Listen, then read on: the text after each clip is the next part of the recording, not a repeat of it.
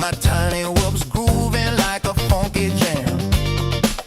Dip through the doorway, spin by the cab, bounce off the toaster, yeah, I meant to do that. Neighbors knocking, saying, what's that sound? It's my brush motor soul train getting down. Flying through the curtain, dancing on breeze, freestyle funk in my living room with ease.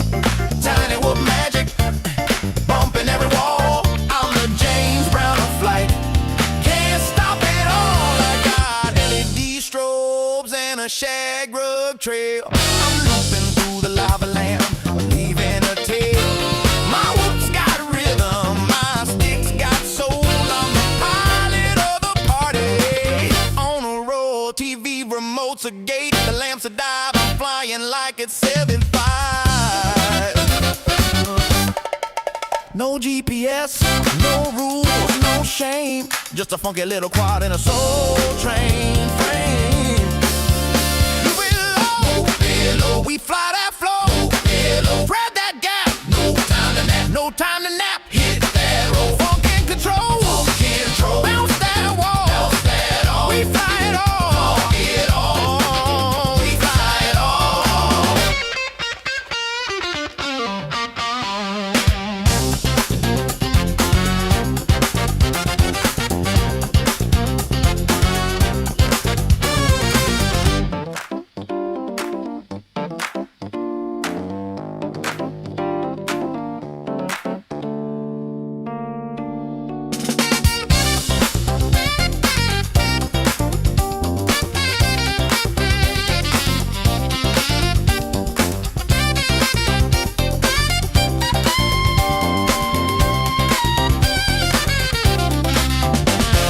Tiny whoop love, funky and free. We fly indoors, we fly with glee. Whoop it, loop it, groove it, move it, bounce it, flip it, funk it, rip it, fly that soul, don't lose control. Tiny whoop love gonna make you whole. I thread the needle through the vinyl stacks, bounce off the mirror ball, never looking back. My quad's got soul, it's got style, it's got sass. It dips through the incense like a blast from the past. I'm flying figure eights through the lava lamp glow, dodging house plants like a funky pro. My whoop's got rhythm, my stick's got heat. I'm the pilot of the party with the grooviest beat. I loop through the hallway, I dive by the broom. I'm the disco ghost in your living room. I hit that split, it's over grandma's chair. She just claps and says, boy, you got flair. I'm flying freestyle with a velvet touch. My quad so smooth it don't need a clutch. From the shag rug to the ceiling fan, I'm the funky little fly with a master plan. The curtains dancing on the breeze, freestyle funk in my living room with ease. Tiny whoop magic bumping every wall. I'm the James Brown of flight, can't stop at all.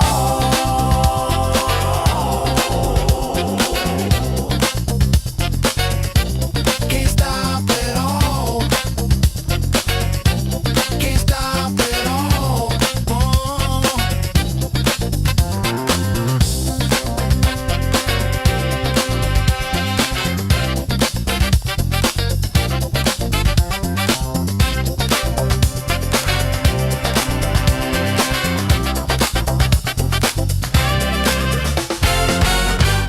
Greetings, cretins. My name's Aaron Ciotti. Everybody calls me Ciotti. Welcome to the show. It's Whoop Wednesday.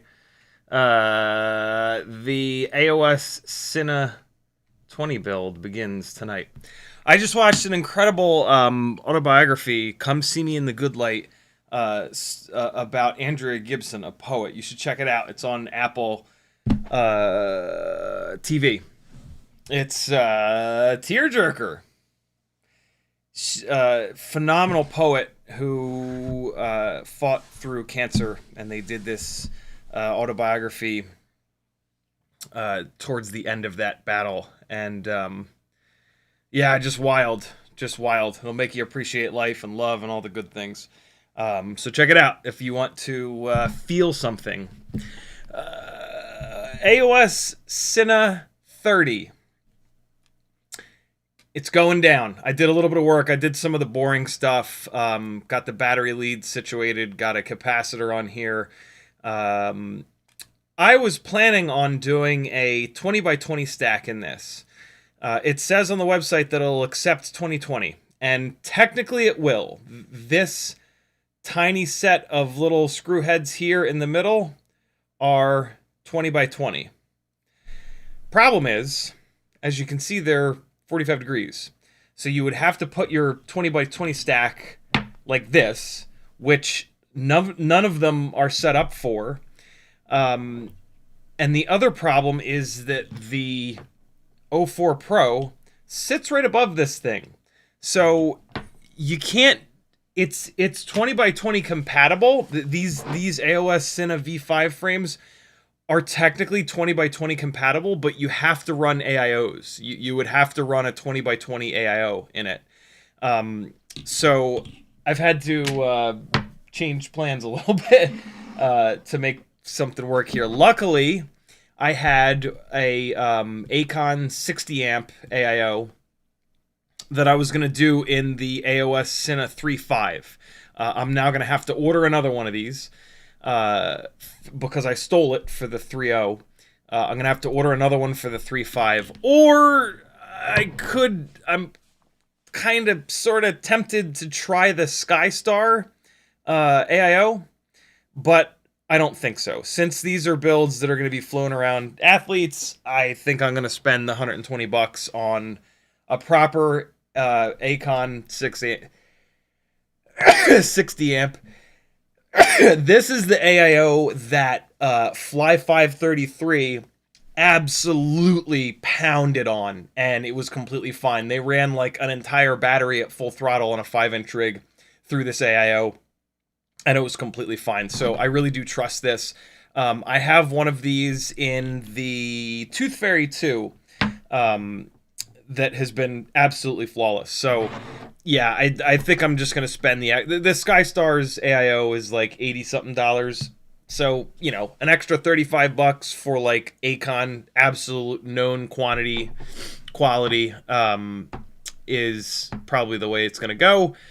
Although I actually really don't like where the USB port is on this Acon AIO. The USB port is going to be right in front of a standoff.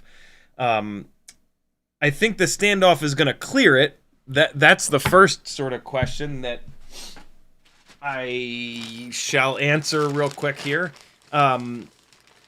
It's going to be very annoying to have to pull the standoff every single time I plug in, but I shouldn't need to plug into it much. You know, I'm going to have to plug in and out a bunch on the initial couple of batteries to get it dialed in, but after that, it should be totally fine. So let's take a quick look. When I put a screw in here and then I throw this standoff on, let's just make sure that the USB port is not going to hit, because if it does, that's real bad. Standoff going on, and Jesus. Well, boy, is that close. Yikes. That's absurd. What I can do is take a little Dremel bit and just remove the tiniest little bit of material from the center of this USB port. It is not touching, though.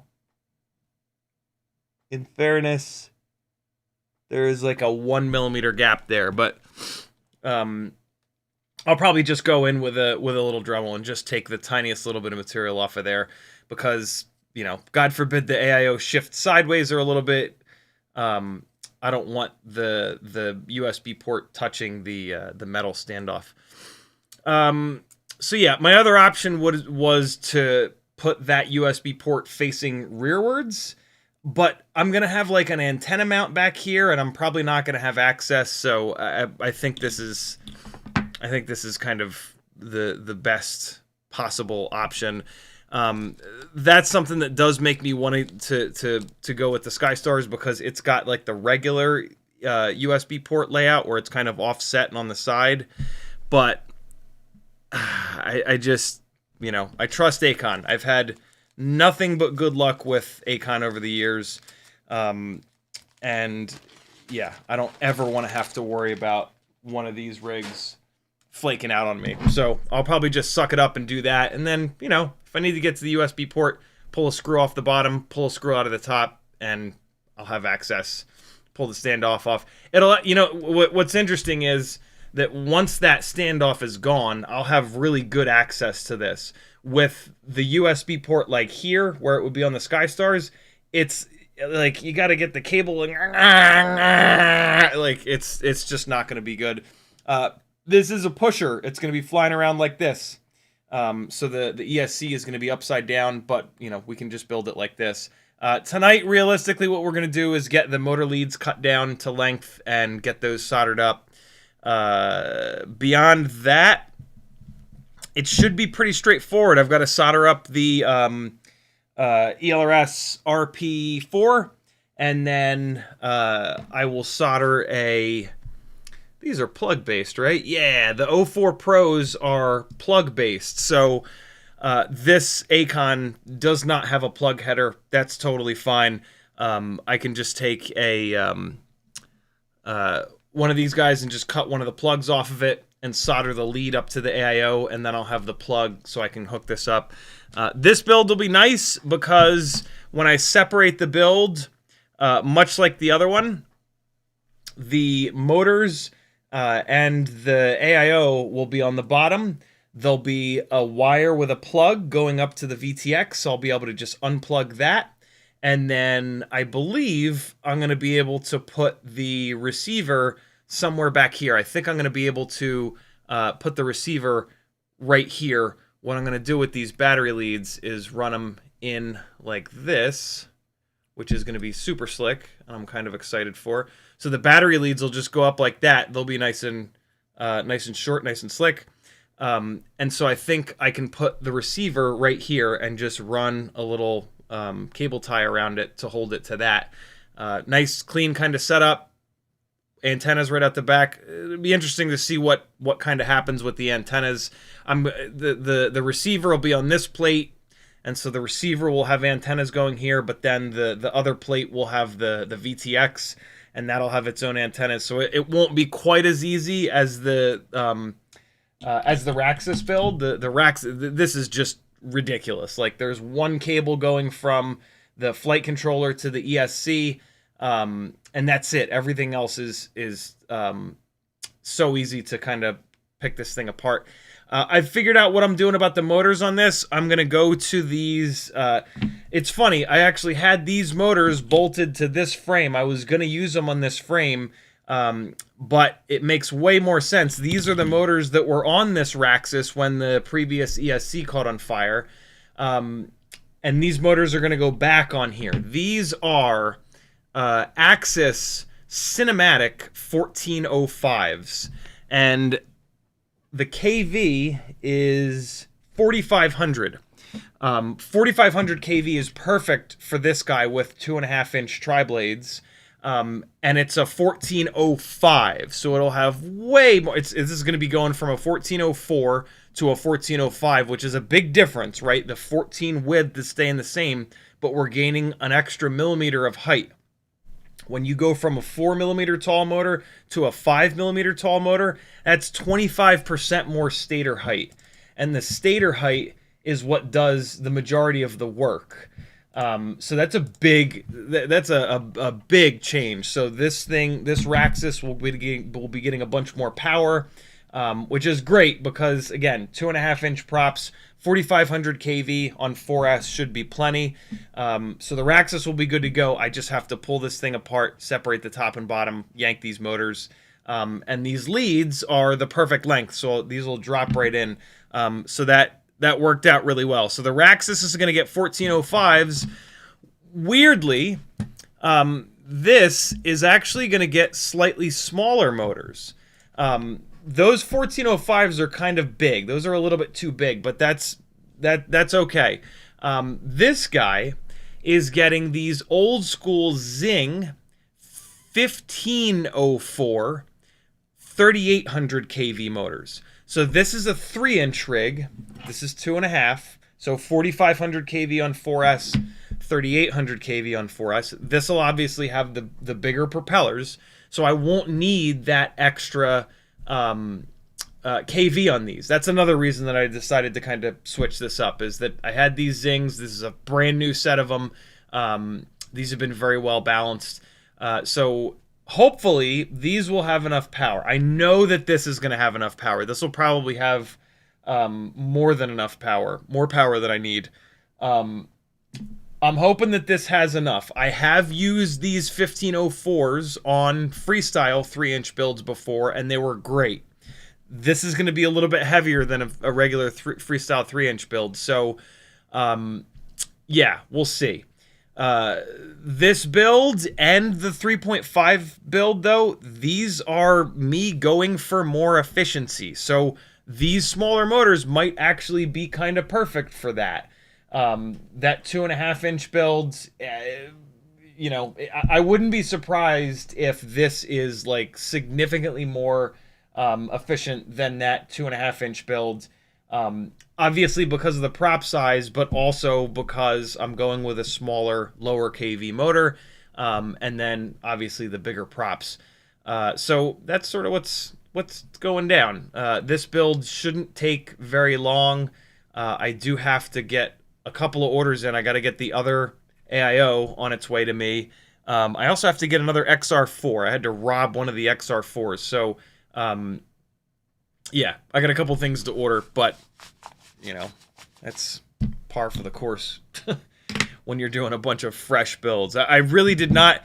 I was really looking forward to running a T-motor 20x20 stack in this. I got totally thrown off when I started building this earlier and realized that a 20x20 stack is not going to work in this frame. So now you know, the V5 AOS frames are kind of only gonna work with an AIO if you're gonna do a digital video system. If I was to build it analog, I wouldn't be able to use it for live broadcast work, but technically I'd be able to sneak the VTX in the back and then run a 20x20 stack rotated 45 degrees. That would be super annoying, but I could at least technically do it. CiottiFPV was first in the chat. B-Bird, Sleepy CBR, Mr. Clean, For the Win, Double O, Bryce Stevenson, Frank Dr. Nicholas, McMucus, Level Up, Uke, Hey Ryan, Yafu,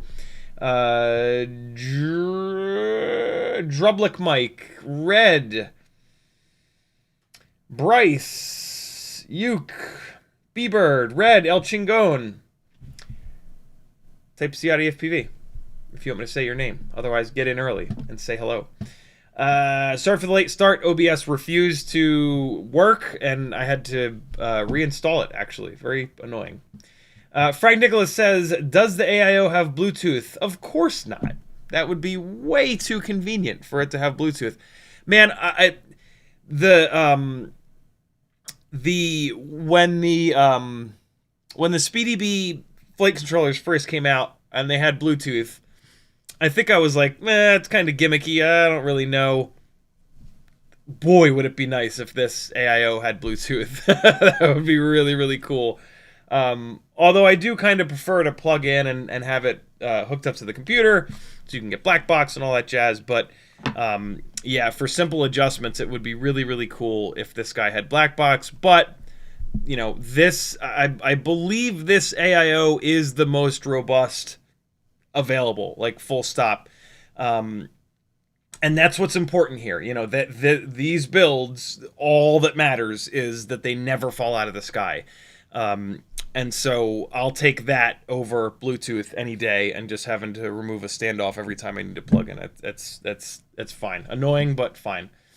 Frank says, I would worry about metal shavings if you take off some USB port, awfully small connectors in there.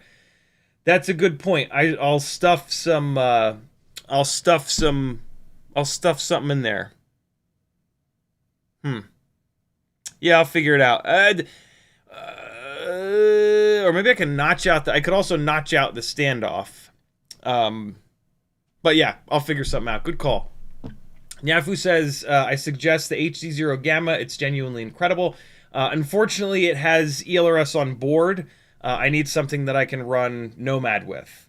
So yeah, I would love the HD0 Gamma for some of these little smaller builds, though. So I'm going to be looking at that. That's a contender for sure. Hey, we're going to fly a little bit of Tiny Whoop tonight. I got the CrazyG473 AIO back together again. this time with a Runcam Nano 3 and the old school Mobula 6 canopy. And I did a purple ORT Micro V this time to go with the red. So yeah, we're going to do a little bit of CrazyG473ing to put some more batteries through it and see how it holds up. So stick around for that. We'll probably do that towards the end of the live stream as usual. Let me just put 2 more batteries in the charger. I had 4 on there, but let's fly 6. What do you say? Yuke says, what do you think of that new Baller Radio Master radio? It's interesting. What is it running? It's running like Android or something. It's interesting. I don't really know what you're gonna do with that other than like silly stuff, you know. But it's cool. I don't know. For me, a transmitter is all about, does it fit properly in your hands? And then with how frequently the radio transmission changes, you know, as long as it has a module bay in the back, you're good to go. But I don't know, maybe it having Android will magically make magic.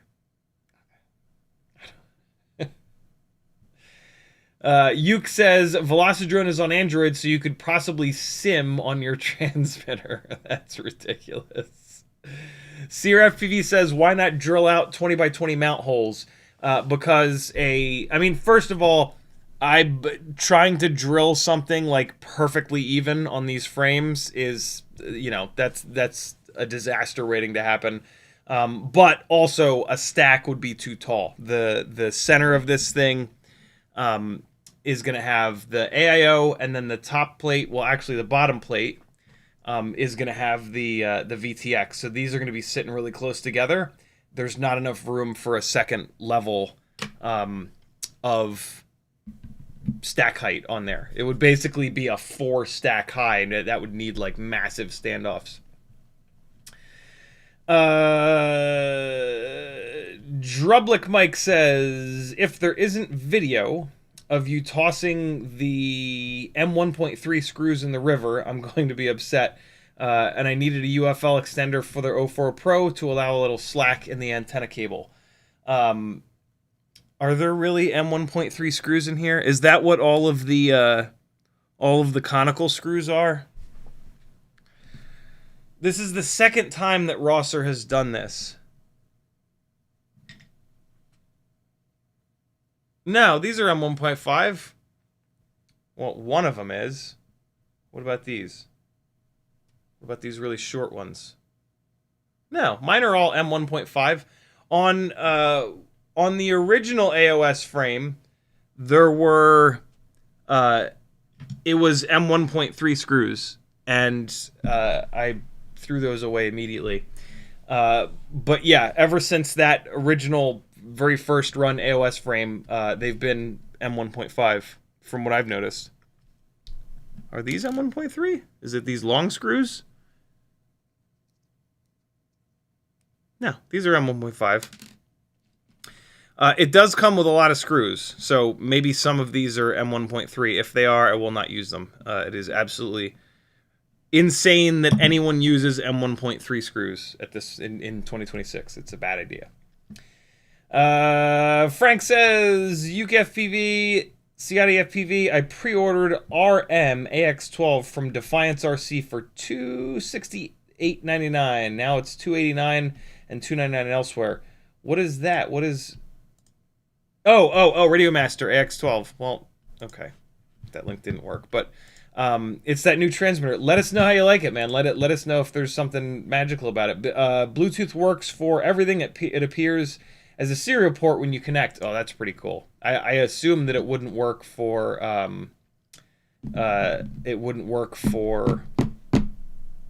black box. That is very, very cool. Frank also says, and USB-C has a tongue inside in the center of the opening. Yeah, it does indeed. At some point, a month or two ago, I did a repair on my Mavic transmitter because that tongue broke off in that damn thing. It's a super common failure on the Mavic 1, Mavic 2 controllers is the little tongue. So I in that process, I learned all about how shitty, not USB-C, but the mini USB or whatever the hell this USB is called that's on most of our flight controllers, not the brand new flight controllers. Man, when I get a flight controller with USB-C, I am happy as hell. CiottiFPV says computer can use Bluetooth, can probably get a serial TTY for Betaflight, including black box, maybe even ESC config. I wouldn't flash anything over wireless though. Yeah, flashing over wireless seems sketchy. Sear says, why not Bluetooth module on a UART? I'm just not going to have to plug into the thing very often, you know? You can do a lot from the OSD, and I keep these builds absolutely as simple as possible.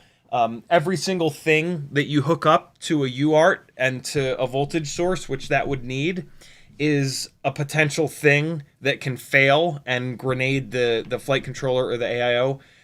At one point, many years ago, I put microphones on all my freestyle rigs, and one by one those microphones failed and either blew up the flight controllers that they were connected to or caused the flight controllers to not turn on. And it was the first two times it happened, it was incredibly difficult to troubleshoot. And after that whole experience, I said, you know what? If I don't need it, it's not getting hooked up. The minimum amount of shit possible is getting hooked up to these flight controllers and ESCs for just, you know, as clean as, like, everything just to be absolutely as clean as possible. No extra bullshit, no extra stuff. Keep it lean, and hopefully it'll run forever. Uke typed at CiottiFPV. Oh, he missed the last I. I was going to say it didn't light up in orange. It has HDMI in and out as well. That could be interesting. The transmitter. Wow. That could be interesting. Yeah. Drublick Mike says, what the hell? Mine was littered with 1.3. That's probably not on Chris Rosser. That's probably on CNC Madness. Chris designs it and then sends the files to CNC Madness, and then they fulfill it. So if you were getting M1.3 screws, I would blame CNC Madness over Chris. Chris is not handling any of the actual fulfillment, right?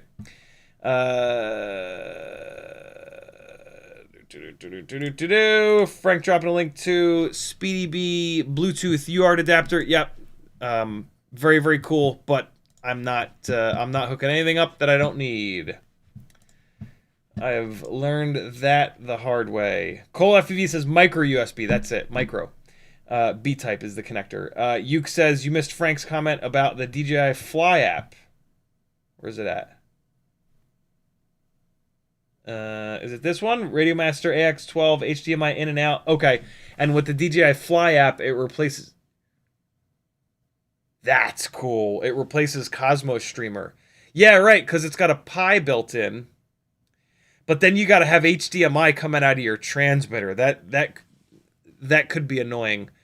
Although otherwise you got it coming out of your goggles. Interesting.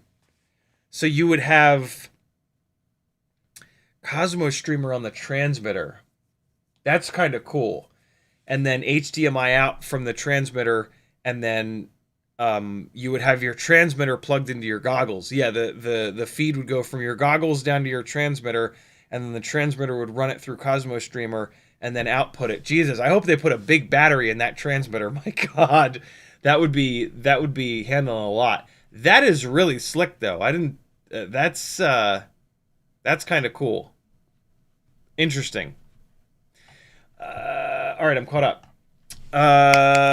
Let's fly a battery. I'm dying to know how this thing is with the different camera, because it flew great before. So here's what we got. I also haven't flown. I haven't tiny whooped in a while. I've been like out of town and running around and all kinds of stuff. We're only going to fly a couple batteries. So this is CrazyG473 AIO, direct soldered to Weebleed FPV 0702 40,000 kV motors on HQ 1.2 by 0.9 by 3 propellers. Runcam Nano 3 camera and an old school Mobula 6 canopy, and then one of my custom length ORT micro Vs, which you can get over on my Etsy store, which is linked from CiottiFPV.com, which is where you want to go if you like these live streams and would like to see them continue. This is a totally crowdfunded thing. It's hard to do FPV full time. So if you support me, I'll keep doing it. If you don't, I'll die in a fire. Probably not in a fire. I'll starve to death. Look at me, I'm skinny. 17.6 grams, this thing. I could easily make this lighter. This antenna, this is lighter than any of the CP antennas, but it's not as light as the super lightweight no ground plane antenna, so I could save some weight there. This canopy is a little bit heavy. This camera is pretty light though, so the camera and canopy combo is not ultra light, but it's not also ultra heavy. And then this is a Newbie Drone Cockroach 65 V3 frame, not the lightest weight frame. So those are the spots where I could save a little bit of weight. Frame, canopy, antenna. 17.6 grams, though, on a rig that's got good power like this is absolutely fine. It is direct soldered, which drives me insane, but the CrazyG473 will not accept motor plugs, so in order to test this AIO out, I'm forced to run it direct soldered. Let's see how it is. And I like this frame because it's got really tall ducts, which keeps this thing nice and slow and very accurate inside the house. Hey, look at that. Popped right up there. All right, let's see how it is.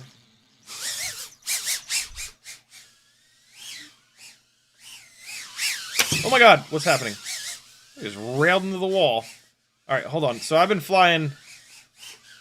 I've been in the simulator for a while today. So I just have to get used to flying for real again. That was the weirdest crash ever.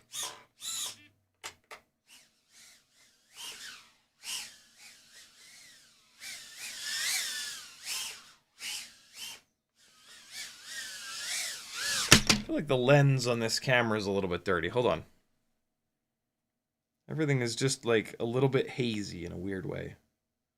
Could be the lenses on my goggles, but might be this camera. Let's see. Is this making it better?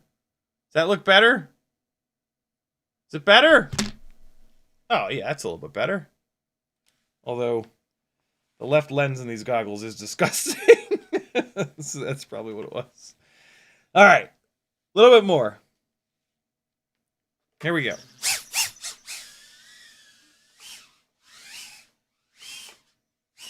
So these are Weebleed 0702 in air quotes 40,000 kV motors. They're probably actually the way that the other manufacturers measure kV, around 30,000, maybe 31,000 kV.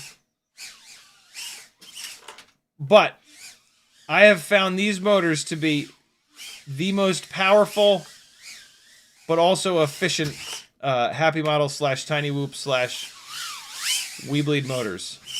Ah! Why are you doing this to me? Oh no. Yes! What the hell is going on right now? Why is it janky? We're good. Oh my God. That was a close one. Look, a racing move.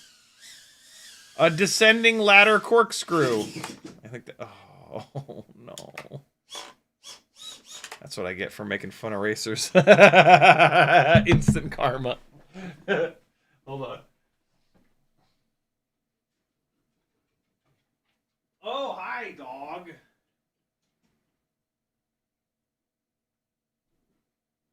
Look out, buddy boy. Back up, dog Bert. These motors feel great. I haven't flown these motors in a while. They the 32,000s have enough power, but not like an amazing amount of power. These motors, they got that extra little bit. I just landed in my lap. These are old beat up batteries. That was a Tattoo 300. Now we're gonna do a, what is this? Weebly? No, Lava 300, orange and black, old school. I'm just running these old batteries that I've got down, which I should stop doing. I should use the fresh new batteries that I've got. All right, one more battery, and then we're gonna dive into this build a little bit. Ask any questions that you've got, so I have something to talk about while I'm doing that build. Let's go upstairs real quick. Although it's probably gonna be dark up here. It's pretty dark. Oh God.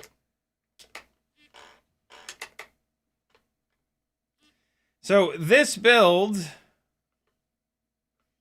sort of represents like the indestructible setup. This V3 frame. Oh God. This canopy. They're just so strong. Okay. What am I looking at?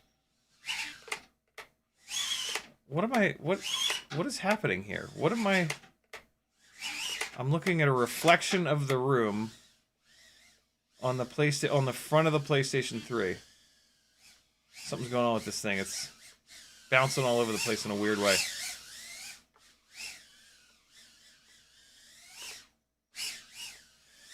Why does this feel so weird? Hold on. Let me check where the throttle expo is at. So 31, 30. Oh my God, what the hell is this thing doing? 33. 31. Is the throttle expo set wrong? What the hell's going on? Hold on. Let's see. Profile. Rate. Oh, the throttle mid is 50. Oh, there's no throttle expo turned on. That's why. These motors have way too much power for no throttle expo. All right, so we're going to put the expo amount to 30. And then the midpoint, we're going to put 33. That's basically where it seemed to be when I was cruising around a second ago. We're going to save and exit.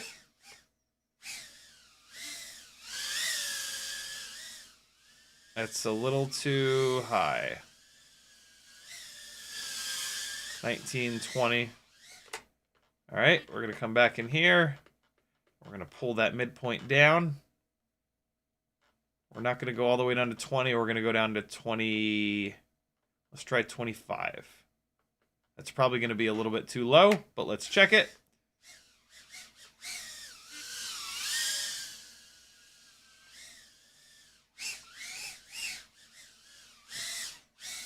Why is this? What's happening here? Why is it so low in the... What's going on? 13? What the fuck is happening here? Why is it hovering at... Oh. So, with the new version of Betaflight, which this is on, there is a third thing for the throttle mid, and it's the hover. There it is. Throttle, the hover is at 50. So I need to now set the hover. Let's bring it down to 30. Yeah, I actually have to learn this.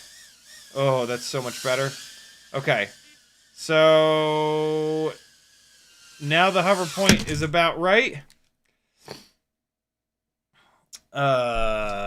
Yeah, I have not spent any time learning those two. Let's do one more battery, and I'm just going to bounce those two values back and forth and see if I can get it feeling right, and then we'll start kind of learning about it. So I'm going to assume that the hover one, well, let's do this. Let's put both of them to 30. Let's put the mid and the hover to 30.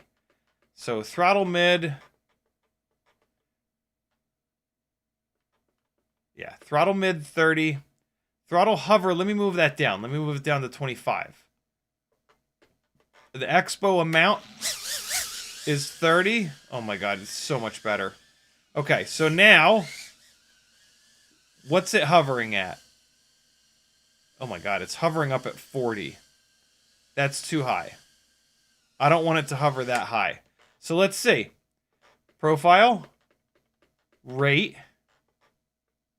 All the way down. And now let's take the hover and go from 25 to 35 and see what that does. Cool? 25 to 35. It was hovering at 40. Now it's hovering much lower. Okay. So the higher that is, the lower it's going to hover. So now it's hovering at 26, 27, 28.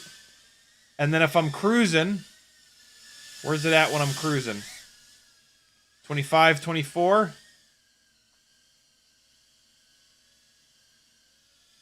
What the hell? Why is it hovering at a higher throttle amount than when I'm cruising?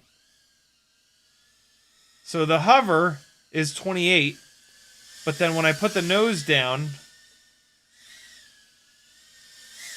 no, okay, but boy, the difference between the hover point and putting the nose down is not great. It's a little, oh no, it's a little too close. Let's adjust it again. Let's go somewhere in the middle. Rate. Let's go down to 32. Fuck it. Let's go to 30 on the hover. 30 and so now it is hovering at 33. That's too high. That's too high of a hover point. Okay, it's very sensitive. Go back to rate. Go all the way down.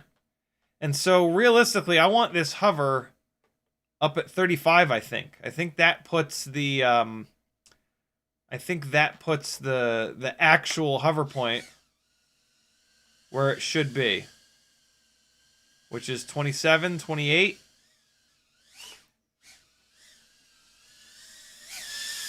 Although I might want it to be even lower than that. But it's starting to feel normal now.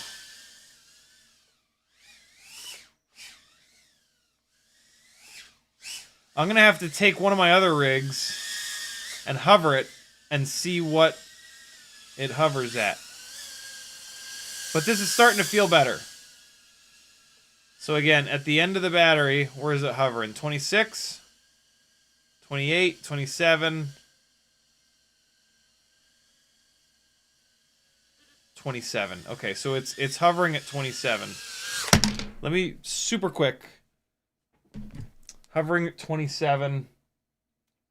I'm just going to throw this battery into any other build here and just take a quick look at what it hovers at. This is a this is an Air 65 Champion Edition V1. Let's just see.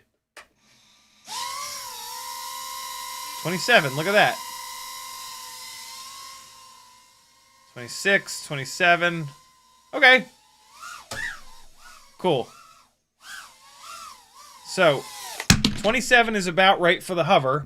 And so, yeah, that's what I'm going to recommend. I'm going to recommend that you dial your hover in as per what your other builds are, right? Like, you don't want one build with a different hover point than the rest. So, take a couple of your builds, see what throttle percentage they hover at, and then you can set the... the throttle expo, and I'm going to do that real quick. The throttle expo midpoint. All right, so it thinks this is a 2S battery. I got to change the maximum battery voltage thing on this. There we go. So now what we do is we cruise around a little bit, and we look at what throttle value we're cruising around at. 28, 29.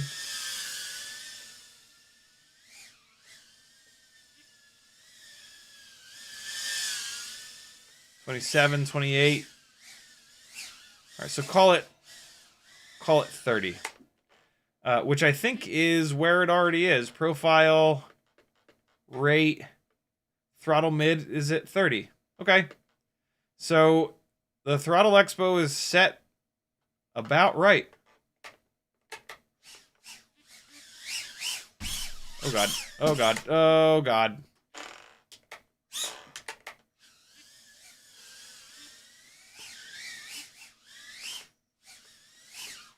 Hey.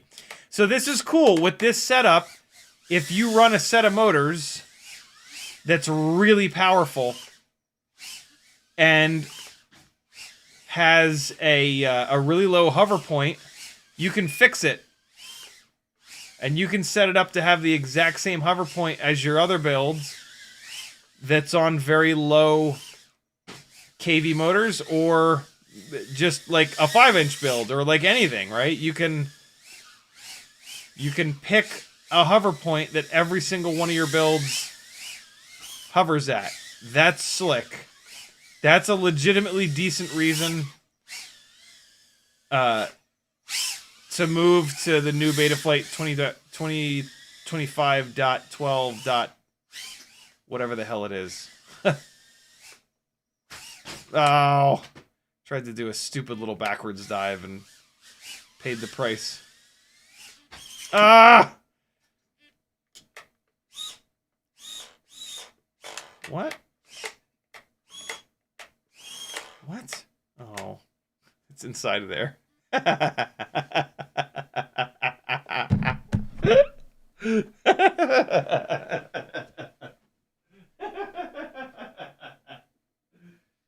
Oh, shit.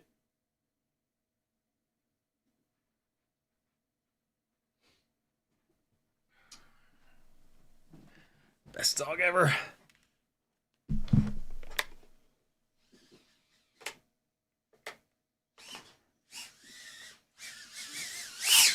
Woo!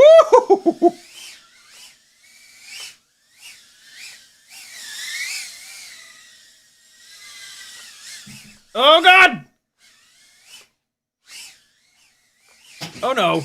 Nope.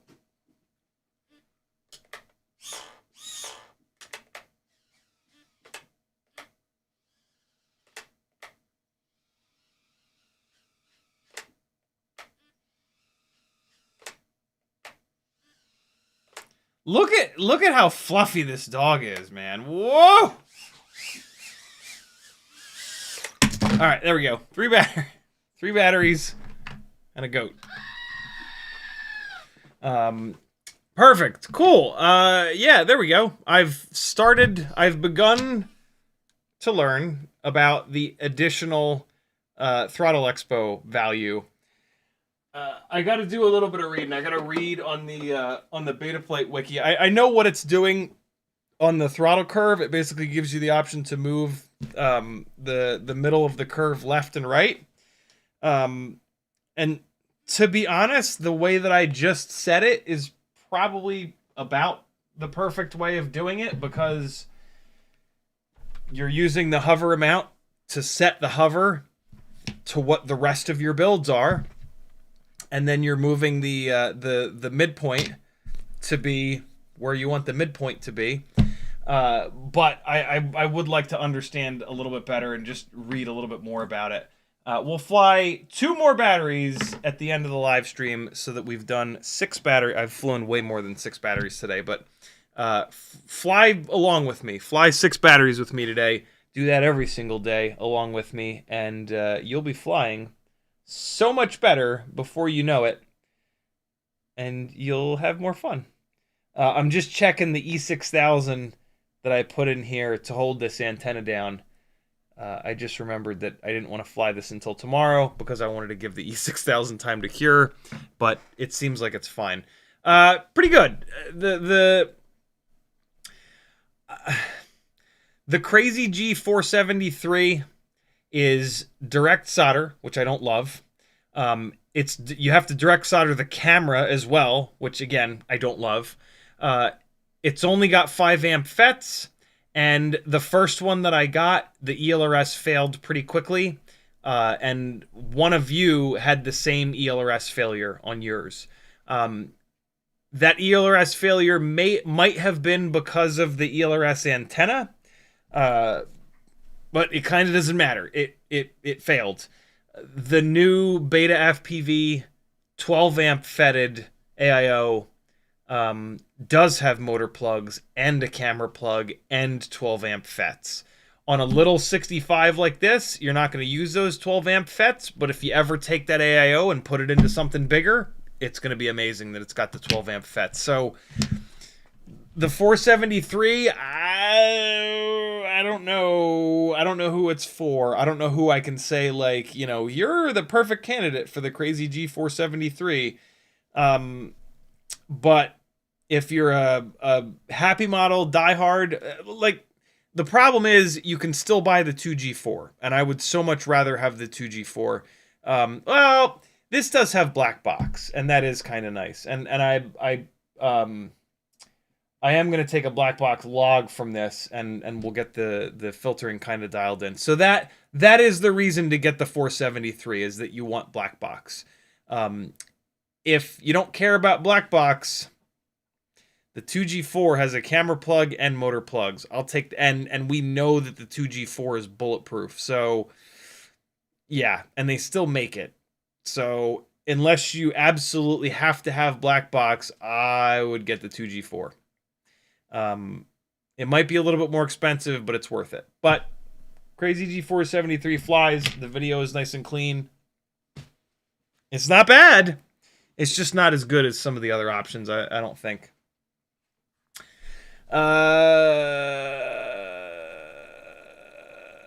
Frank Dr. Nicholas says Radiomaster AX12 has two 21700 10,000 mAh batteries. Jesus. Okay. Awesome. Cole says if it replaced Cosmo Streamer, you could just have one for that, and it's worth. You could have one just for that, and it's worth it. Yeah, it's interesting. Having everything be in the transmitter is a little scary, to be totally honest. Because I'm never gonna carry two transmitters with me. I'm also not gonna carry two Cosmo streamers with me, but like it being an external box, yeah, I don't know. I'm not sure why, but I feel more comfortable with it being an external box that like sits on the table, and then like, you know, that HDMI feeds into the decimator, which is what then changes it over to go through the fiber op cables that the TV trucks use. Yeah, it's interesting. That would be interesting to have one less thing and have the HDMI spitting out of the controller. I just don't know, man. When I've had situations where I go into failsafe and I lift the transmitter up above my head and it reconnects. Can't do that if you've got HDMI hanging out of the back of the transmitter. In theory, you just do it and you just yank the HDMI out and the truck loses its feed and who cares? But like, yeah, that feels weird having the HDMI coming out of the transmitter. That's interesting. That's interesting. Yeah, I'm not sure. By the way, my brand new clone popper broke on the second propeller that I removed with it. So I actually messaged Jesse. I was like, "Hey man, I think you've got a problem with the forks on your clone poppers right now, because this is my third one that's broken, and the first two took like many months to break, and I was being abusive on them when they broke. This one, the propeller wasn't even stuck, and the fork just broke right off. So this is pretty disappointing. But I will also now be able to ask him about the replacement forks. How the hell do I get this fork out of here, and how do I install the replacement fork? They sell two replacement forks for this. One of them has a hole in it. One of them doesn't have a hole in it. I assumed that the new clone popper would have like a screw here that would go into the hole in the fork, but it does not. My previous clone popper, I tried to get this fork out of here, and I couldn't. It's absolutely buried in there. It actually, the little arms here, they broke off. I wrapped a big ass rope, a big thick rope around this to get enough force on it, and then I put the fork into a vise so I could get a ton of force on it, and it just crushed. It ripped these two arms completely off. So yeah, I'll find out how to replace the fork from Jesse, and hopefully he sends me another one. If he's not willing to send me another one, I'm done with the clone poppers. I'm almost $100 into them. They're expensive. They're like $30. And this is now the third one that I've had break. So yeah, I'll keep using the 3D printed Propodial if that's the deal. Which I throw one of these in with everything that I ship out. So every Etsy order you do, you get a free Propodial.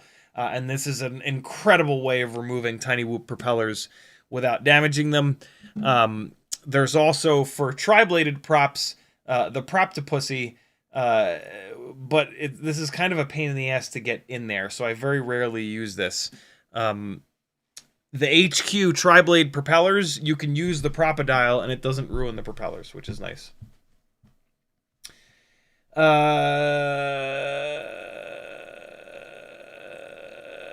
Frank Nicholas says, exactly, X12, less expensive than Cosmo Streamer, depending on if you buy/build. Yeah, it's true. That's interesting.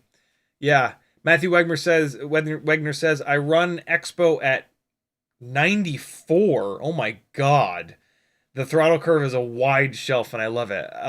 I've run it at 50 at the absolute most. Beyond 50 though, it's like too dead. And the throttle becomes too nutty above and below. That's wild that you're running it at 94. Matthew also says, be aware the OSD is showing your linear stick input position, not post curve output to motor. Correct. This is why you always want to take that midpoint and move it up a little bit. See how that feels. Move it down a little bit. See how that feels. That you want to set your midpoint by feel, not just by numbers. I was just taking a quick crack at it and it felt pretty good, but to really fine tune the throttle expo, you always want to move that midpoint up and down a little bit. The other reason you want to do that is that when you're cruising around the room looking at that number, you're not flying like you normally do. A lot of times when you normally fly, you'll put the nose down a little bit more and fly faster, and that's at a higher throttle percentage. So a lot of times I'll just set that throttle expo midpoint a little bit higher than normal, but I really prefer to move it up and down a little bit on the same battery and just see where it feels the best.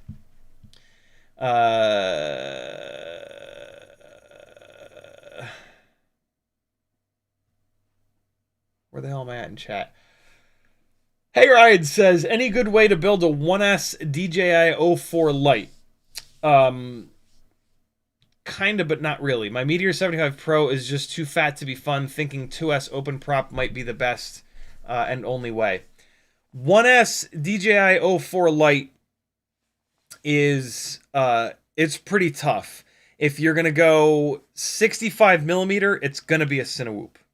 You cannot. It's too much extra weight for it to be a freestyle rig. It is a Cinewhoop. That's what I chase the RC drift cars with.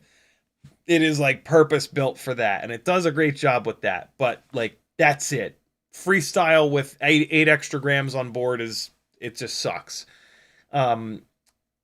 If you go up to a 1.6 inch prop setup, as long as you run the GetRC 1002 25,000s, you can totally pull it off. I had one set up for a little bit that I ended up moving over to 2S because 2S just does everything better. More runtime and more power and more motor options. But on one of these lightweight frames like the Air 75 V2, a 1S O4 Lite setup is pretty fun. It's pretty fun. It really shines on 2S, but it is kind of fun. But yeah, 2S is the way to go for sure. If you're going to do a setup like that, get the brand new Lava batteries, the 480s or the 580s. runtime is going to be sub 2 minutes, but it's going to be pretty good for those sub 2 minutes because those Gep RC motors make mad power. So, yeah.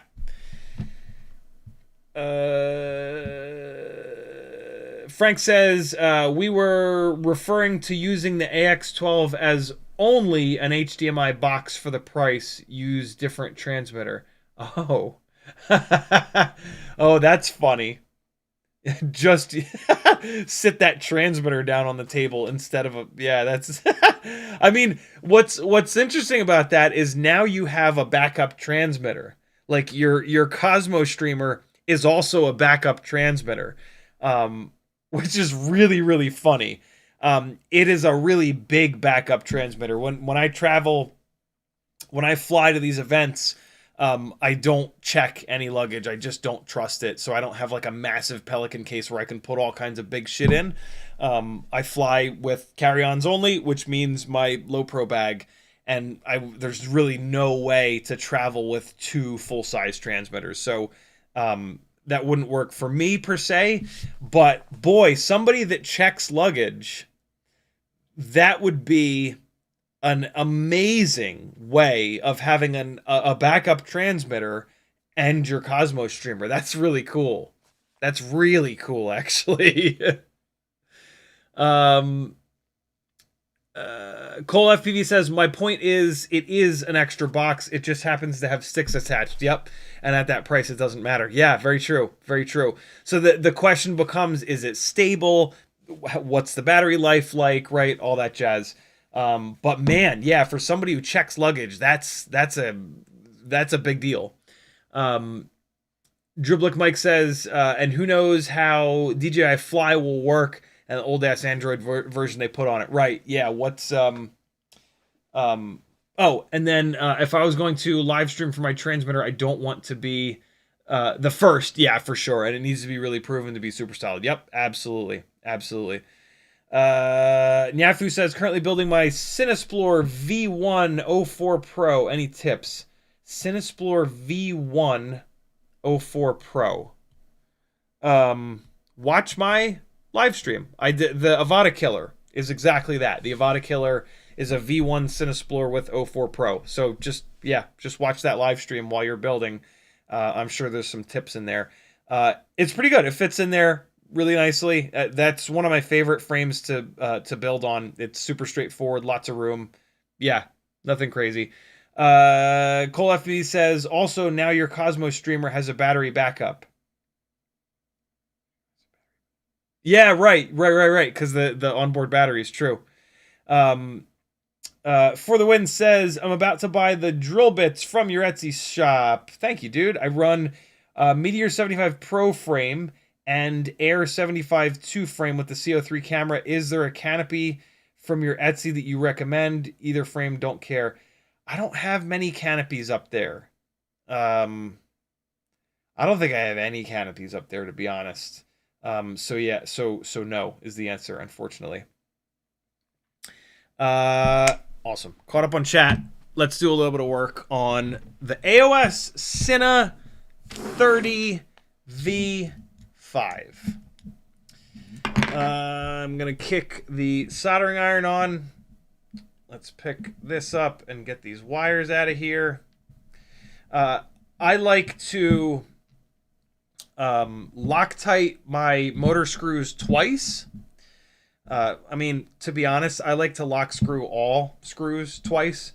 I have these motors bolted all the way down on here with the first round of Loctite.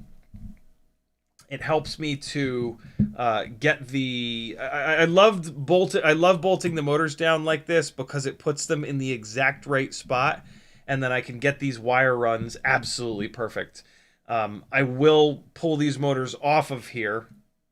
Maybe I'll do them on here. Usually I'll cut the wires to length and then I'll pull the motors off and then solder them all taken apart. Maybe this time I'll leave them on. What the hell? So when your motors are soldered down, you're going to get the wires running nice and flat. What I do is just take my index finger and push down a little bit and forward to keep them running nice and flat on the arm. I'll push my finger all the way up to here to make a little bit of an angle at the base of the AIO. What I'm trying to do is build in a little bit of extra wire length. And then I'll take each one of the wires and put it next to the pads that it's going to be going to. Tuck my finger down. I'll take my other hand and I'll hold the wires up here. Get that nice little bend in them. And now I can cut the wires. It actually works better if you do this the other way around, so that with the hand that you want to cut with, that's the hand that you push these wires down. So get these guys lined up here. Put them right next to the pads that they're going to be on. Push down. And then up on the top of the AIO here. Now you're going to push down. Now you have the wires in the perfect spot. You can take your cutters. I'm going to put on the nerd goggles so I can actually see what the hell's going on here. I want to make sure that I don't touch these cutters to any of the components on the board. And you want to cut these in front of the pads a little bit, because you're going to strip a little bit of wire off here. So cut them in front of the pads. If you're freaked out, just leave a little dent in the wire. You don't have to cut all the way through. In this case, there are a couple of fets up here, which give me a little surface that I can just clip these. If you don't cut all the way through it, it's totally fine. You just want to leave essentially a little mark there. And so now you've got a little bit extra on here. Once you strip these down and solder them to the pads, so like, I'll just do this one wire, for example, the wire closest towards me, right? Once this is soldered down to the pad, it's going to be like that. And so I've got a little bit of extra on this wire here. And so what I'll usually do is kind of like put that in that direction like that, so that they just have a little loop on them, right? Just a little extra wiggle of wire there in case you ever need a little bit of extra wire on here. You want these wire runs to be short, but not so short that if the wire gets mangled and you have to cut it back a little bit, you're screwed. On a frame like this, these arms here are wide enough for me to put an LED race wire. So if that did happen, it wouldn't be the end of this world. I would just put race wires on here and away we go. At some point I might do that, but right now I'm not trying to double the amount of motor wire work by putting LED race wires on this.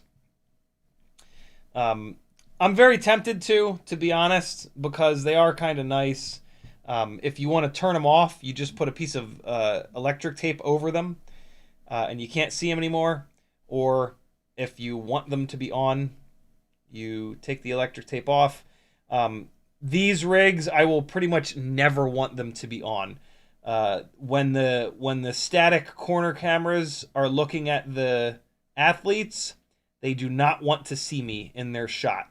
And so I will pretty much never have any extra LEDs.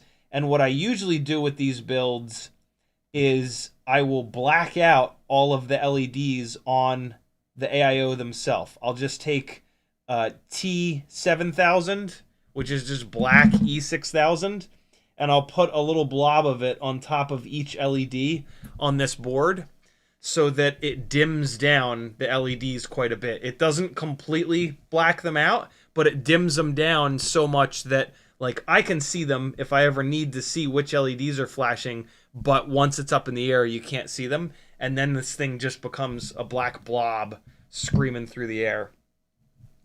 So that it's as unobtrusive and invisible as possible. Because as cool as it is to see yourself flying around, it's not what anybody else wants. You know, like everybody in the truck, nobody in the truck wants to see my quad. I'm the only one that wants to see the quad chasing these riders. So here we go again. We're just going to cut it right up here. A little bit of extra space. A little bit of extra wire. Not pushing down very hard. And there we go. All right, one more motor. I can't remember the last time I left motors bolted down and soldered them up. I am absolutely going to do that this time, just to see what that sort of workflow is like. Get these wires down where they're going to go. Push down here. Create that little angle. And you want to make sure that these wires are next to the pads that they're going to get soldered up to, especially if you've got one pad that's like off in this direction, right? You need a little bit more length to reach this pad over here. So put the wire right next to the pad that it's going to get soldered to make sure that you have enough extra wire length. Okay. We are cutting them a little bit long, but you don't want to cut it long and then have it be just barely long enough. Hopefully that makes sense. All right, there we go. Good to go. You can see all three of these. I just dented the wires, but that's totally fine. Come back in, chop them up, and away we go. Keep these. Keep your little scraps of wire. These are amazing if at some point I do put LED race wires on here. These are what I use to go from the LED race wire to the ESC. So keep these little extra scraps of wire. I have so many extra scraps of motor wire. I'm actually going to throw these away because these have been soldered up before, it looks like. And so I'm just going to get rid of these. I've so much 26 gauge wire. All right, so now we got to strip and tin these guys. I do not want to be tinning them over the AIO, so the easy thing to do is just to pull it off. If you had it bolted down, you could just take these wires and pull them off to the side like that, and then strip and tin them over here. When you're stripping these wires, make sure that you grip the wire itself. Don't just go yanking like this. In here, these wires are soldered like this, which is the worst way to solder wires. It's the multi-stranded wire soldered to the winding material. It's not very strong. If I take one of these wires and yank it like that pretty hard, I'll rip it right off of there. So don't rely on this connection at all. When you're stripping these, hold the wire in your offhand and grip this shit, especially if you're going to strip these with your fingernails. I like to strip these wires with my fingernails to make sure that I don't nick or cut any of the inner strands of wire. And now look at your pads that you're soldering to see how long the pad is. That's how much wire you want to strip off. Don't strip off any extra. You want to try to get the silicone to butt up against your ESC or your AIO. So don't strip too much wire. And again, safest way to do this is with your fingernails. Just make absolutely sure that you dig your fingernails in really good so that you don't pull on the wire from where it connects to the motor. These bigger micro motors are not like tiny whoop motors. They don't have nice little pads at the stator that you can solder a new set of these wires on. If you screw these motor wires up, it sucks. It is a pain in the ass. Don't do it. All right, 1, 2, and 3. So there we go. After you do that, just take your fingernail and push back on the silicone a little bit. Hold the silicone, push back. That's going to expose as much of the stranded wire as you possibly can. To speed this up, because I've done it a million times, I am going to use these. I do not recommend this, though. If you are going to go this route, understand that you're just denting the wire. You're not cutting through the wire. You're denting it, and then you're using it to just rip it off. That's how you don't nick the inner strands of wire. But it's a better bet to just not use flush cutters when you're doing this. Do as I say, not as I do. Dent it, and then yank. Dent it. You're almost just like getting a grip on it. You're getting like a really good grip on the silicone and then pulling it off the top. If you feel the flush cutters hit the inner strands of wire, you've gone too deep, and you've dented one of those strands of wire. These motor wires here, I think these are, what did I say, 26 AWG. 26 gauge has a lot of strands in here. So if you just like, if you were just to cut one of these strands, it would not be that big of a deal. It's the tiny whoop motors that you got to be really careful, because they're 30 gauge wire, and some 30 gauge wire only has 8 strands on the inside. So if you cut one of those 8 strands, you've just reduced 1/8 of the throughput. That's bad. So grip with your left hand to make sure you don't pull. Get it out of the way. I don't know why, but I was having a ton of trouble with that one a second ago. When I have a hard time with them, I'll just use my fingernails. And last one over here. There we go. All right. So, in a second, all 4 of our motors will be stripped and ready to go. We can tin them up and then maybe get them connected here. Make sure you're gripping hard with your offhand so that you don't pull on these wires. That is kind of the most important part.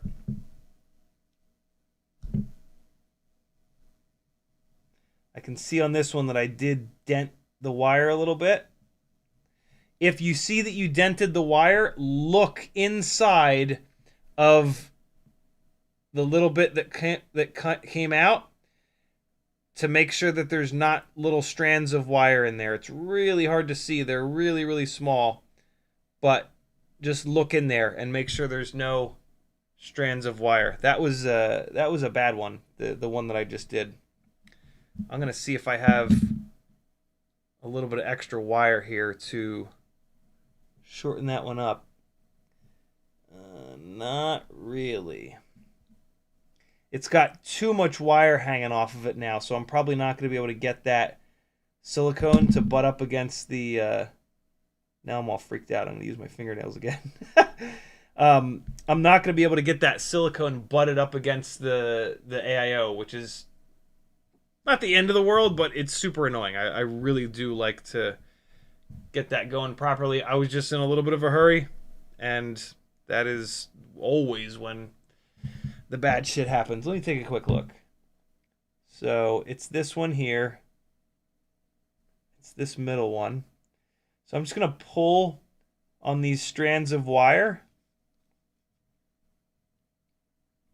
And I'm going to look real careful here at it. Yeah, no, I got away with it.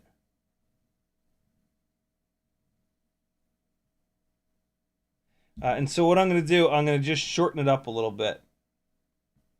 I'm going to wait until I tin it, actually. Let's tin this wire and then I'll cut it. Cutting it when it's multi-stranded like that is super annoying.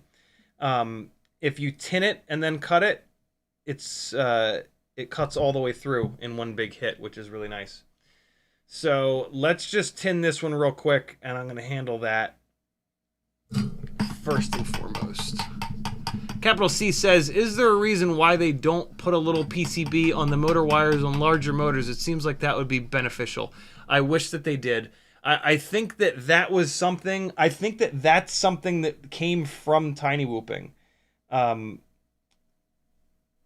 so hopefully that will trickle down from tiny whoop motors to the rest of the motors. That would be really, really nice to have on all motors. All right, so that is now, that middle one, the problem one, is now tinned. Picked up a little bit of extra tin. Now it's picking up a big blob. Let's get that cleared out of there. There we go. Cool. So now the wire is tinned. I can just come in here and cut it a little bit shorter. Like that. And now it's the same length as the other ones. So now it's not going to hang too far over the ESC pads, and all is right with the world. So now let's tin the rest. Before you tin these wires, separate them a little bit like this, and make sure there's not any individual strands going rogue. I also, at this point, will sometimes come in and push down on the silicone again if there's not quite enough of the inner strands showing. So there we go. Those three look good. And now when you're tinning the wires, you're going to tin the tip of the soldering iron first. So soldering iron in your strong hand, solder in your weak hand. Get it really close to where you're going to do the work, and then just hit the tip of the soldering iron with a little bit of solder. Put the soldering iron on the bottom, push the solder in from the top, and then pull out and away. Soldering iron on the bottom, push the solder in from the top. What you're trying to do is push solder in between the strands of wire. You're trying to get the whole tip of the wire swimming in solder, let's just say. 3 more. Separate them. There's one little rogue strand of wire here. So let's push that back into the bundle. Let's move this AIO out of here so we don't accidentally drip solder onto it. Separate all 3 of these so you have room to work. I still have a blob of solder on the tip of the iron. We're going to push that up into the wire. The other way to think about this is that you're using this solder to push the strands of wire into the blob that's on the tip of the iron. Because initially, when you bring the blob of solder into the non-tinned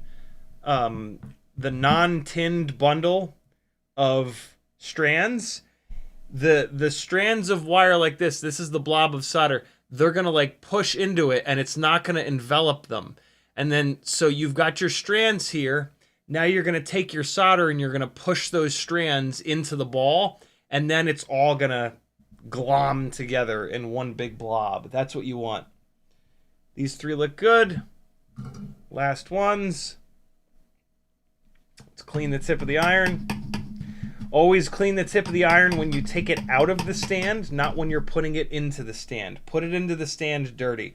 So now we're going to get the soldering iron close. We're going to just touch a little bit of solder to the tip. And now we're going to tin the first one. Second one, pull it out and away. Third one, pull it out and away. And what you want to see is none of the strands. You've got all those strands, and then they're going to get totally coated with solder. They should be nice and smooth and shiny all the way around. If you want to check your work, just grab them and twist them. And make sure there's no individual strands showing. You also don't want like a massive blob of solder on here. You want it to just be coated. You want it to be nice and shiny. You don't want to see any of the individual strands on the top or on the bottom. If you have like a little bit of extra solder, it's totally fine, but you don't want like a big ball on the ends of these things. That's going to be too much solder. Because you're also going to tin the pads of your ESC or your AIO. All right? And so we're going to put this AIO into position here, and we're going to basically trap it down, which is fine. If I need to remove it, I can unscrew all of the motors, but I shouldn't need to. Got this capacitor on here, just getting that into a good position. I am going to put a nice big blob of E6000 on the back of this capacitor to secure it to this AIO. Never, ever, ever trust these stupid little legs on these capacitors. They will break, and when they break, your shit will fall out of the sky. So always secure these. If you're going to use the legs of the capacitor and go right onto the ESC, which is the best in terms of performance, make sure that you put a nice blob of something on the back to hold. You don't want the legs to be the mechanical system with these capacitors. You want E6000 or hot glue or something to be what secures this capacitor to the ESC, or in this case to the AIO.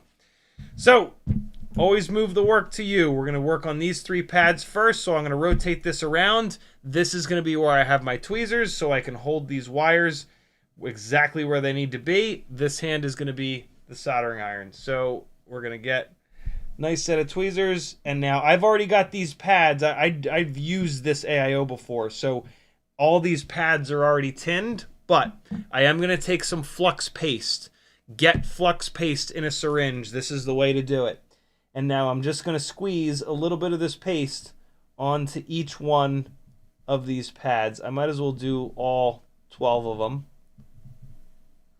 Sometimes I don't do all 12 because like I'll screw up and rub my hand against one of the other pads, and flux is kind of sticky and annoying. But in this case, I think I'll be all right. So these 3 guys first. Do not do anything until you've got this wire as close as possible to where you want it to be. Sometimes that means holding the wire with your offhand here to get it perfectly in the jaws of the tweezers. Sometimes that means rotating the tweezers around in your hand, right? You can hold them like that. You can hold them like this. You can hold them like that. Get it to the point where you're comfortable holding this wire perfectly where it needs to be. All right, that's looking pretty good. I'm gonna choke up a little bit on the wire here. I can get the silicone right up against the pad. Now I'm gonna grab the soldering iron, take it out of the stand and clean it. And in we go. I should have moved those other 2 wires out of the way, but it's not too bad. We're good. Wires in position. Soldering iron's down. As soon as it hits that blob of flux, it's going to get a little poof of smoke. There it is. Push the silicone up against the PCB. And good to go. Grab the next. So you're starting to dump heat into this ESC or AIO. Get through these 3 as quick as you can so that it doesn't heat up and then cool down, heat up and cool down, heat up and cool down. When you're waiting for it to cool off and solidify again, don't blow on it. Just stay still. All right, last one. Make sure it is in position before you bring the heat in. Don't try to use the tip of the soldering iron to hold it. You got to remove the tip of the soldering iron at some point. You need to be holding it with your offhand. I run my soldering iron at 700 degrees Fahrenheit. It's an older soldering station, so it does cool down as soon as I put the tip on there, but that's okay. It doesn't cool down so much that it's an issue. And you can see we've got a chunk of extra wire here. There's a chance this is a little too much. Let me see. So I like to put a little bit of a downward bend on these wires. Let's see. So I like to try to keep the wires out of the airflow. It does make a difference. And so let's see what I can do here. If I put these wires like this, oh no, that's perfect. That is just right. Yep, I just had to put a little bit of a bend in them here. That's exactly what we want. We've got a tiny little bit of extra wire, but the wires are not hanging off the end of the arm here. See that? So there's no extra obstruction. The wires come off the board and they go down like that, and then they go flattened out. So this is about perfect. Sweet. All right, looking good. Next one. So I do have flux on all of these. I can start to just rip through these. I am going to pull these 2 guys out of the way so I have a little bit more room to work this time. Should have done that last time. Here we go. I'm going to grab the wire with just the very tip of the tweezers. And then get this guy in place. Now we're going to grab the soldering iron, clean it off, and away we go. If you're new to soldering, do yourself a favor and put a little bit of flux on the tip of the wires as well. That'll get you even better results, and it'll your heat transfer will happen even faster. That's a little hack. Get it into position exactly where you want it. Not only get it into position where you want it, but get yourself so that you're not shaking. Typically what that means is putting this part of your palm on the table. Get your hand down as low as you possibly can and use bone support, almost like you're shooting a rifle. That's how you keep as much shaking out of the work, which is important. If you're shaking while this solder is cooling, you're going to get a cold solder joint, and it's going to break off.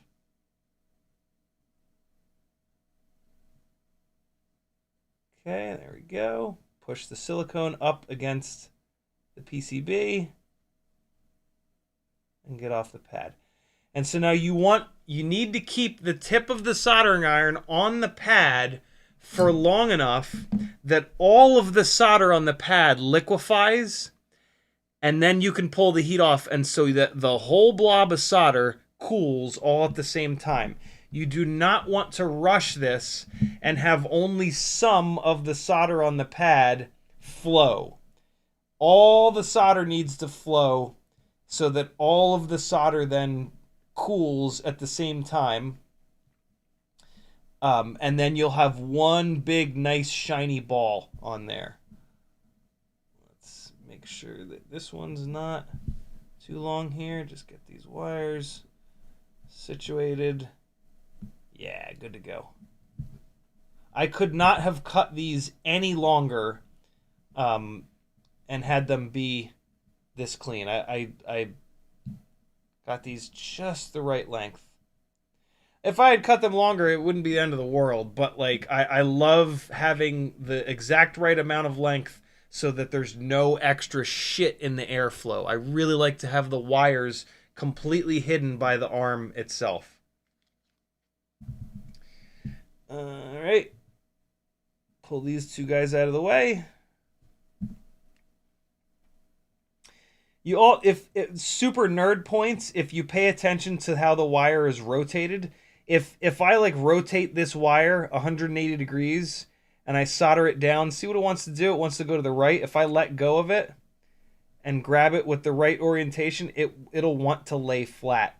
And so get the wire, push the wire down flat, and then grab it so that you don't have any wacky rotation in the wire. That's ultra nerdy stuff, but hey, if you're here, you're pretty fucking nerdy. Get the silicone butted up against the AIO. Wait for the whole pad to flow. All set. Give it enough time to dry. Next one, grab it. This is why I like to grab it in my offhand, to let any weird rotation on the wire just disappear. I don't want the wire to get all coiled up weird like.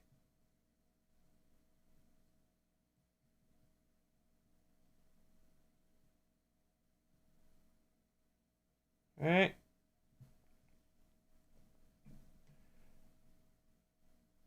And grab it with the tip of the tweezers. All right. Whole pad has flowed. A little bit of patience. And there we go. One more. We'll do this one quick. These wires are out of the way. Looking good. Not enough time has passed that I need to clean the tip of the soldering iron. It's okay. The reason we clean the tip of the soldering iron is because it oxidizes. The second that you stop cleaning it, it oxidizes. That's that dullness that you'll see on the tip of the soldering iron. That is not a good thing. I just did a little trick there. I did actually use the tip of I wanted to reposition the my tweezers on the wire, and so I had a good like purchase, let's say. It's a word that Adam Savage from Tested uses all the time. I had a good grip on the wire against the pad, and so I actually let go of the wire and held it in place with the tip of the soldering iron so that I could release the tweezers and then re-grab the wire. That is not super easy to do, and there's a big chance that the wire will slip and throw solder all over the place. So that's like a more advanced kind of thing, but it is something that I've gotten pretty good at over the years. And it is very doable. But try not to do that. Try to grip the wire correctly with the tweezers. That's, like if you have to do that, you're fixing a mistake. You didn't grab the wire properly initially with the tweezers. And so hopefully you don't have to do that, but it is something that you can do if you're in a pinch. All right, so these guys are, again, just the right length. That's looking good. And then the last one is over here. And these wires do have like a nice amount of sort of memory, so you can kind of put them where you want them, push them down the way that you want them to sit, and they'll usually kind of stay like that. So I like to push downwards just a little bit off the end of the pad. And then we'll just make a little angle here. And then one of the last things I'll do is I'll throw a zip tie right around the base here, the base of the arm, and that'll just make absolutely sure that these wires stay perfectly in line with the arm and don't obstruct the thrust at all. And so there, that's looking pretty good. What time is it? 11:53. Let's fly a couple more batteries. And we will all get some goddamn sleep. Chef Bruno says you actually have a bunch of canopies on your Etsy. LOL. Shows about how much attention I pay to the things that are on my Etsy store. Thank you, dude. I didn't even realize. I have a lot of stuff up there, and a lot of stuff has been up there for like over a year. And so, yeah, sometimes I don't even realize it's there. Let's get this midpoint dialed in a little bit better on this thing.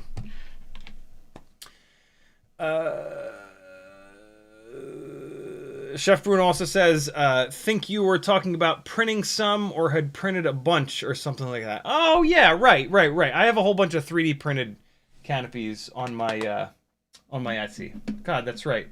I actually have tons of 3D printed canopies on the Etsy store. I tend to run molded canopies from either Happy Model or Beta FPV, and that's where my mind was at when we were talking about that. Campbell C says, is there a reason... Oh, no, we talked about that. He says, I use those cross-lock tweezers to hold the wires when I'm soldering. Helps with muscle fatigue. I like those. They basically spring closed. I like those a lot, but they make releasing the wire and then re-grabbing the wire very difficult.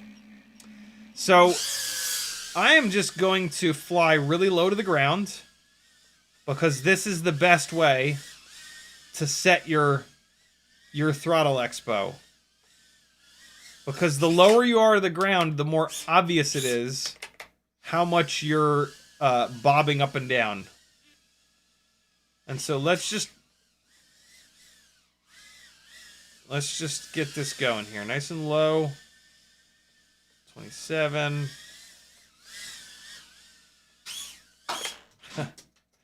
I was looking where I wanted to go, not where I was.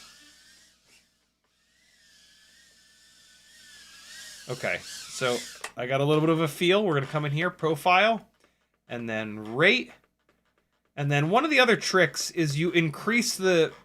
Oh, wait, no. Sorry. You increase the throttle expo a lot. Let's go all the way up to 50. This will make it really obvious where your midpoint is. And so now I'm going to take this midpoint and I'm going to go down to 28. It was at 30. Now I'm going to go down to 28. Let's see how that is. And now I can really feel the expo.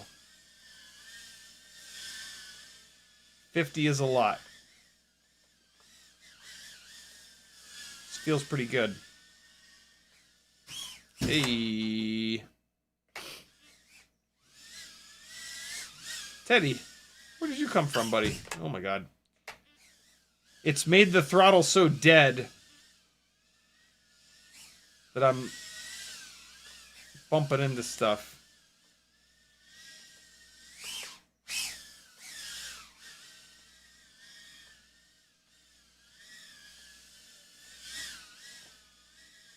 All right, so that's with it at 28. Now we're going to come in here, and we're going to go up to 32.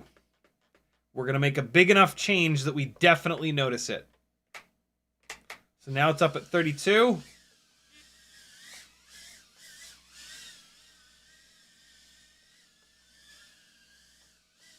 Hey, thought I could squeeze through there. I was wrong.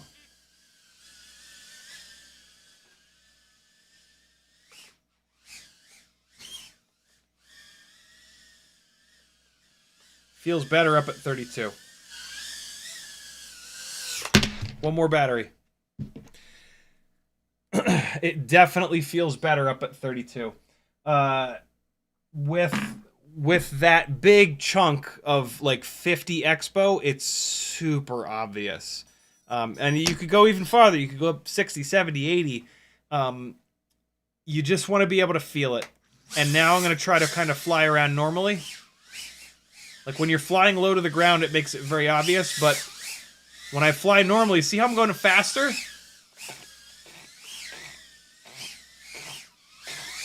Woo!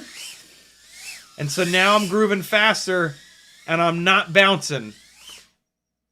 I'm not bouncing, right? Look at that, nice and smooth. Caught myself, dropped right into it. This is what you want. Oh boy. Yeah, there we go.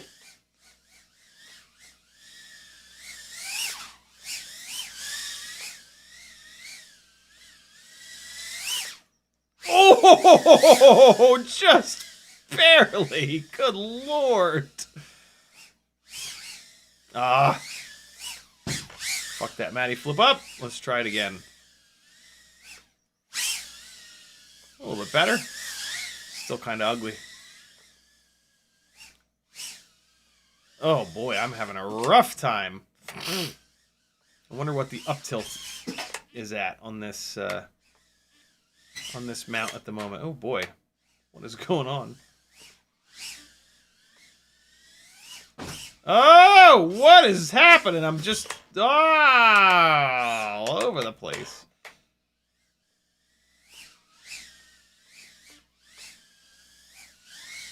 Ooh!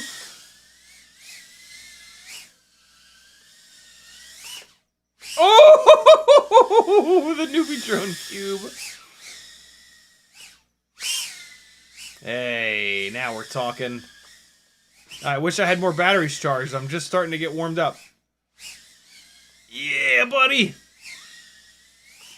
Oh, just clipped the ceiling there.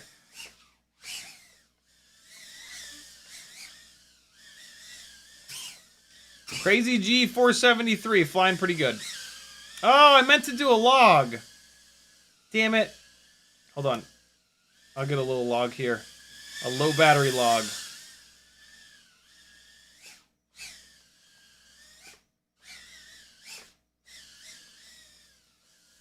Oh, the battery's so low. I just, come on. Just give me a little bit more. I just want to get all throttle positions on this log. There we go. That's it. Oh, I over-discharged the shit out of this battery. Get right on the charger. 2 minutes and 30 seconds. That's how much most people discharge their batteries. I try to take a little bit better care of them. so that they last as long as absolutely possible. Real quick, I'm very curious to take a gander at the at a black box log from this in this current setup. Let's just see. Super quick like. Plug into USB. And we're going to fire up Betaflight. Might as well fire up Black Box Explorer at the same time. It's not a great idea to do your log at the very end of the battery there, right? Like the voltage is sagging down. It doesn't have the same amount of power. But I do have VBAT compensation turned on, so not the end of the world. Come on, Betaflight. Come on. Get your ass together here. Bastard. Come on. Betaflight. Where you at? Hurry up. What? Why did it... Come on now. Bueller? Oh, this one won't work on Betaflight anyway. I have to launch Google Chrome in order to... Oh man, something has happened to this computer. Before the live stream, there was 58 gigabytes available on this computer's hard drive. Now there is 1.6 gigs available. Something has happened. Something bad has happened. And it's always in here. It's always in the library. Oh my god. Oh god. What? No. Betaflight won't launch. Google Chrome won't launch either. Okay. I guess we're not looking at the log. Sporty says, 3-hour stream today, I just woke up. Nope, 2 hours, just like normal. Chef Bruno says, going back to what old dude asked, what is the best cam canopy for the 65 and 75 CO3? The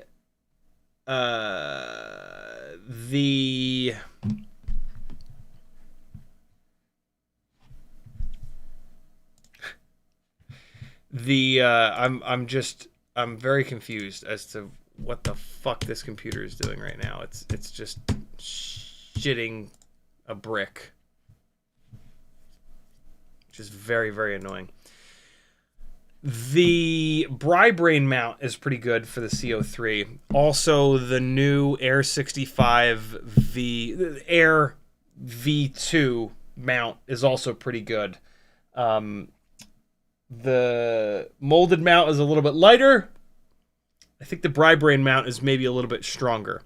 There's not like an end-all be-all mount at the moment for the CO3. So, yeah, you got to kind of pick between those two. I like those. Hey, Ryan says, turn off Time Machine snapshots. I have spent 10 to 20 hours trying to figure out how to get the new Mac operating system to not shit its pants like this. I've run terminal commands to try to get it to work. Turning off Time Machine snapshots is the first thing you do. It doesn't actually work.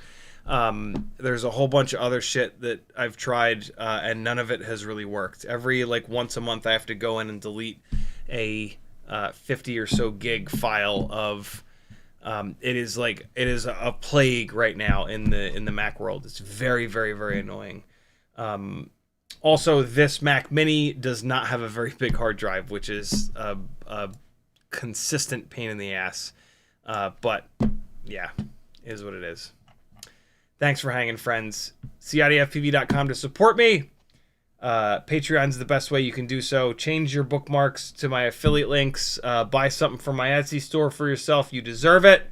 I'll see you on Friday at, 7? Yeah, Friday at 7. See you then, friends. Be good. Here's some more. Oh, by the way, the flight footage at the beginning of the live stream was a 7-inch rig. You could probably tell. Here's some in-goggle footage from ripping around in Florida. This is the 2-inch rig. Oh my god, no, I totally forgot. I've been running a bunch of O4 Lite footage through Gyroflow, and the results are actually pretty decent. Here's some of that. Here's some Gyroflow-stabilised O4 Lite footage flying around in Florida. This was jiggly before I ran it through Gyroflow. I'm pretty impressed. Be good, friends. I'll see you on Friday.